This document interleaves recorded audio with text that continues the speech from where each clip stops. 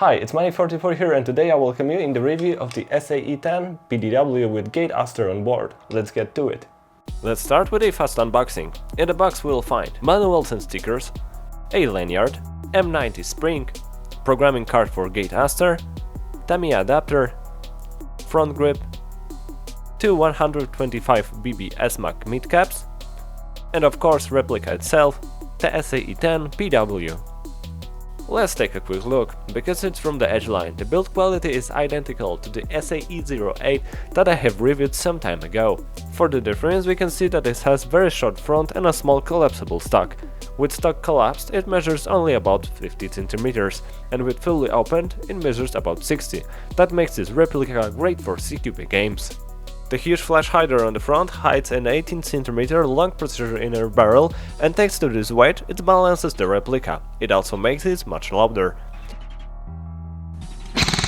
On the front we will find 4 wrist rails that we have enough space for accessories. Different to the SA-E08, this replica has a screw-type pin holding 2 halves of the body together, that I think is a better option than a push-like pins. PDW stock has 4 length settings that we can set by pressing latches on both sides of the stock. What is interesting, if we want to open the stock we have just to pull it. We need to push the latches only if we want to collapse it. Stock has some wobble but nothing that will bother while playing. From the bottom we will find a QD push button mount for your sling attachment. To get into the battery compartment we have to take off the stock and unscrew the battery container. Biggest battery I could fit inside was a Turnigi Nanotech 11.1 1000 mAh battery. Nothing bigger will safely fit inside. As it's the Edge series, we also have a quick motor change system, a retro style hop-up chamber, and Orion gearbox with upgraded inner parts and fast spring change system. Biggest change is the gate Aster unit that controls the replica and gives us additional options to set in difference to the other Edge series replicas with simple gate X Aster unit. Let's take a closer look. Aster unit is located in the gearbox shell where it's installed instead of the normal contact switches. With its functions it also doubles as a cut-off lever, because the unit itself controls the fire cycle. Different to the Leviathan unit from my last review, Aster uses optical sensors, thanks to which without a physical contact with moving parts it knows when the trigger is pressed, in what position is the sector gear and the selector plate. This eliminates the need to use micro switches that could break, but it's not a perfect. Shots that you heard were from my Specna arms rifle. It has installed an optical MOSFET Aster by gate, that if exposed to sunlight through openings in the gearbox can shoot by itself. With trigger we can program only a few functions that we can find in programming card that we get with the unit. We can choose from fire mode, burst mode, battery protection, active braking and advanced options that must be programmed with app. In standard we have 4 firing modes: safe, semi-auto,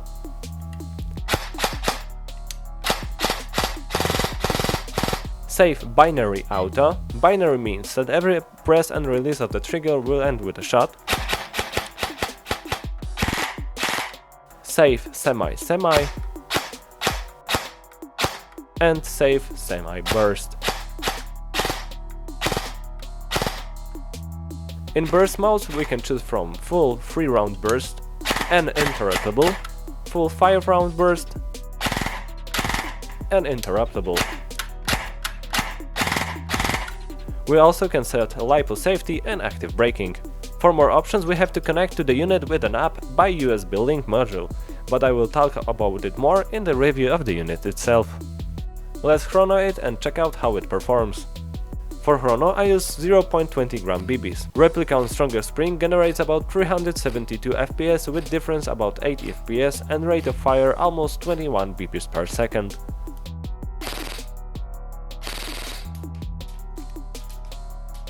On weaker M90 spring we have average of 331 FPS with different about 13 FPS and rate of fire of almost 22 BBs per second. Because of the short barrel, while using heavier BBs we have a slight jewel creep effect that is worth taking into account while preparing the replica for field limits. From 20 meters there is no problem with hitting a human torso-sized target.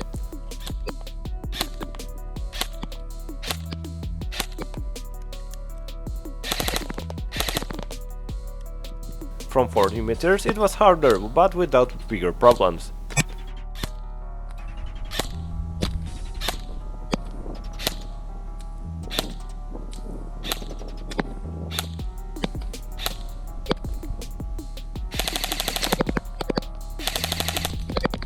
From 50 meters, hitting with semi was a lottery and only few shots hit at the target.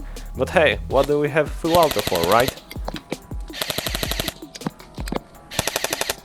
I predict that with better BBs and better backing, performance will be better. If you want to see this replica in action, check out my last gameplay with it.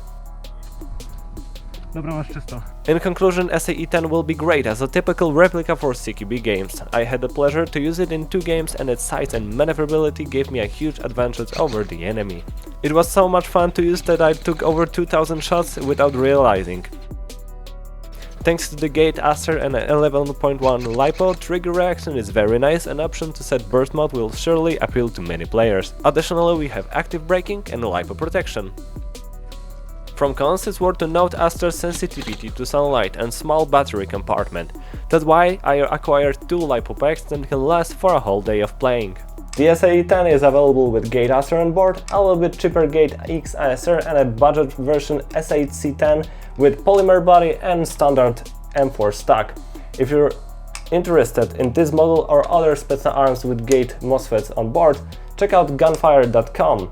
If you want to buy it a little bit cheaper, I advise you to use my discount code you can find in the video description. Leave a comment, what do you think about a small M4 like this? I have to say I'm really happy with it and I'm considering to use it as my secondary with my sniper kit. And for now, thanks for watching and see you next time.